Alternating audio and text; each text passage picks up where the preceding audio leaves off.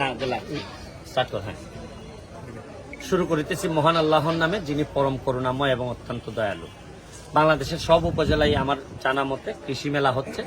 এখানে আমাদের কৃষি মেলায় আসার পর আমার কাছে মনে হয়েছে এটা সবার কাছে একটু ছড়াই দেওয়া দরকার। আমি আমার পাশে কৃষি অফিসার সাহেব আছেন, এসিলেন্ট মহোদয় আছেন, তাদেরকে সাথে নিয়ে আমি আপনাদেরকে একটা ইনফরমেশন দিতে চাই। আমার দেখে খুব ভালো লাগছে, আমার মনে হয়েছে যে আপনারাও এটা দেখবেন কিনা। দেখেন এটা একটু ছড়ান।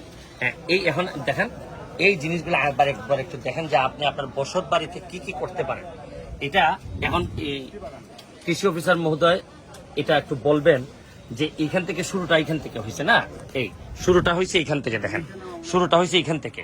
আচ্ছা, আপনি আমার একটু চাপো।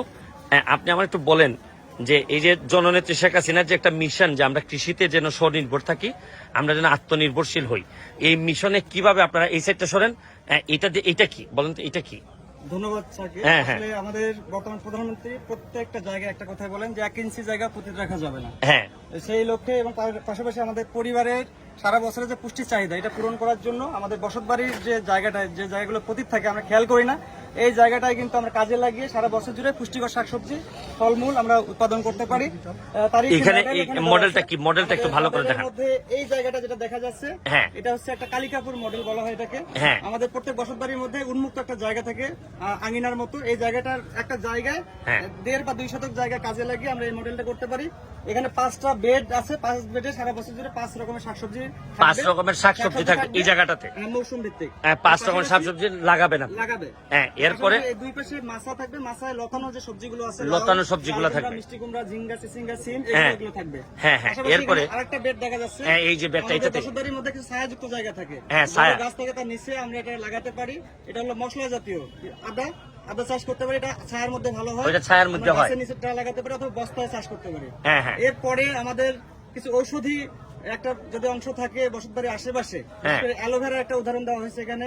এছাড়াও অশ্বগন্ধা, আমাদের তুলসী আছে, শতমূলী আছে, এগুলো লাগানো যেতে পারে। আচ্ছা, এইদিকে তাহলে এই সাইডটাতে কি একটু সরেন আপনারা একটু প্লিজ। হ্যাঁ, আমরা সারা বছর জুড়ে যে সরো বাবা।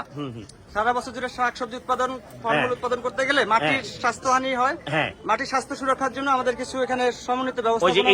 এই জায়গাটাতে কি এইটা একটা দেখা যাচ্ছে, এটা দেখাই। এইটা সরেন তো, কেঁচো সার উৎপাদনের একটা খামার। এটা কেঁচো সার, এই উল্টায় দেখেন তো, একটু দেখেন তো। এটা ভিতরে কেঁচো আছে এবং এটা 50 দিনের মধ্যে আমাদের যে পচনশীল পদার্থগুলো আছে এগুলো পচে গিয়ে একদম ঝুরঝুরা হয় এবং এটা কেঁচো সার হিসেবে এটা এখানেই তো ব্যবহার করতে পারেন। এই কেঁচো সারটারে এখানে ব্যবহার করবেন। আর এটা কি এই দুটা হচ্ছে খামারজাত সার। অনেকের বাড়িতে গোয়াল ঘর থাকে, গরুর যে গোবরটা, এটা আমরা যদি একটা নির্দিষ্ট জায়গায় ফেলি এবং উপরে যদি আমাদের চাল থাকে তাহলে বৃষ্টির পানিটা ওখানে পড়বে না।